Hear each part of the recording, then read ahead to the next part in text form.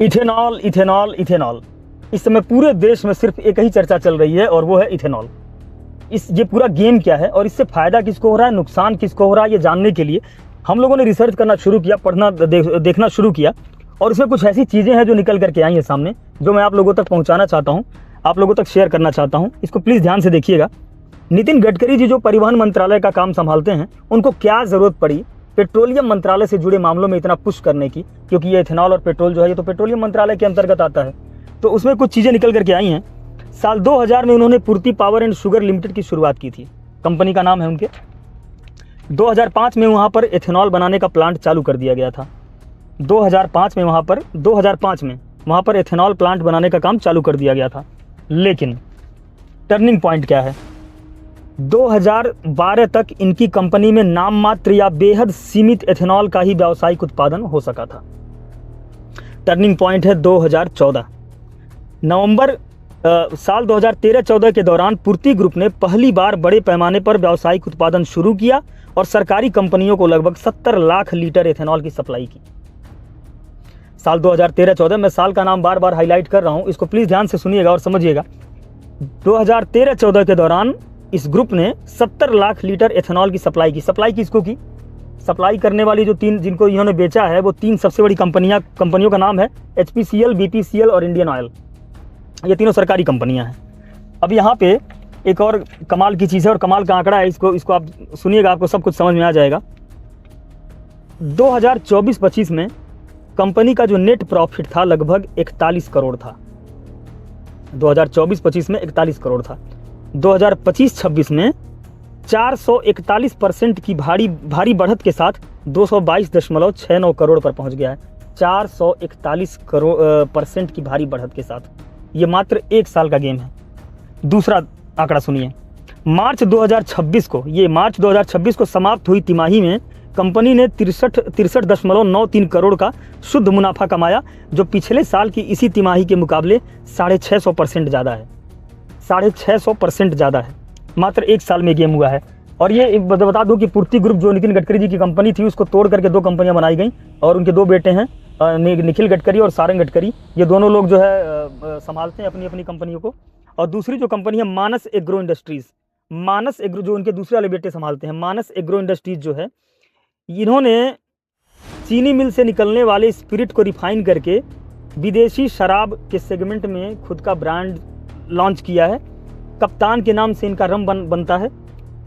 Whole stone के नाम से विस्की के ब्रांड बाजार में उतारे गए हैं, जिनकी बिक्री महाराष्ट्र और अन्य राज्यों में की जा रही है। अब यहाँ पे कुछ चीज़ें हैं।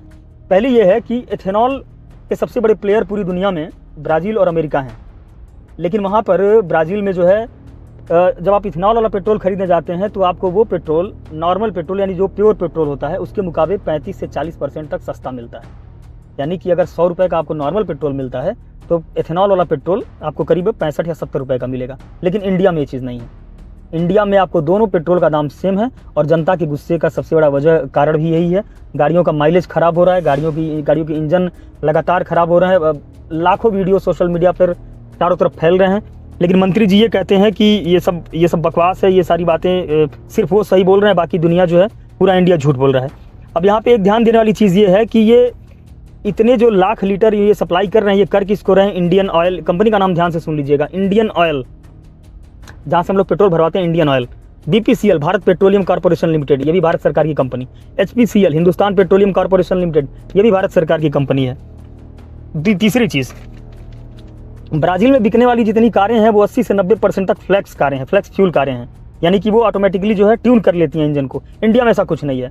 जैसे सेम नोटबंदी में किया गया था बिना तैयारी के, बिना किसी राय मशवरे के, इसलिए वो औंधे मुँह गिर गया, इसी तरीके से सेम यहाँ पर ज़बरदस्ती E20, E25 और पता नहीं, नेताजी सुबह उठ करके आते हैं और अपने मन से कहते हैं कि आज मैं बांस से तेल बनाऊंगा, आज मैं लकड़ी से रॉकेट बनाऊंगा। इसी तरीके से उनके मन में आया और कहते हैं कि मैंने फाइल पर साइन कर दिया है, आज मैं ये करूंगा।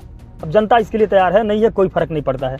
लेकिन कल के डेट में अगर आपके शहर में या आपके कस्बे में अगर कोई, मान लीजिए सरकारी अस्पताल में किसी डॉक्टर की नियुक्ति हो जाती है और वो डॉक्टर ये कहता है कि आपको सारी दवाइयाँ मार्केट के बाहर से एक दुकान से खरीदनी है और वो दुकान डॉक्टर का बेटा चला रहा हो, तो यहाँ पर आरोप किसके ऊपर लगेगा? शक किसके ऊपर जाएगा? यहाँ पे खुद ब खुद जो है सारे का सारा गेम इसी तरीके का है।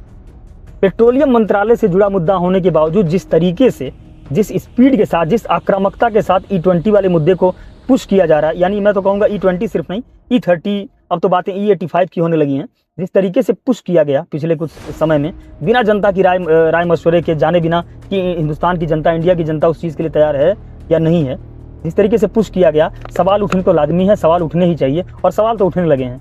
अब मुझे लगता है कि हिंदुस्तान के हर कोने से लोग वीडियो बना करके सोशल मीडिया पर डाल रहे हैं कि किस तरीके से हमारी गाड़ियां खराब हो रही हैं, हमारा माइलेज गिर रहा है। लाखों रुपए लगा करके लोग गाड़ियां खरीदते हैं और उसमें ज़बरदस्ती मंत्री जी इसको सुबह उठ करके दिमाग में विचार आया और मंत्री जी ने कहा कि नहीं, कल से तुमको यही खरीदना है और तुम यही खरीदो।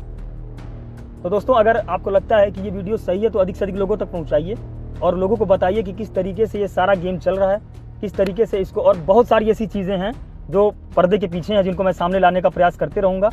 Thank you so much.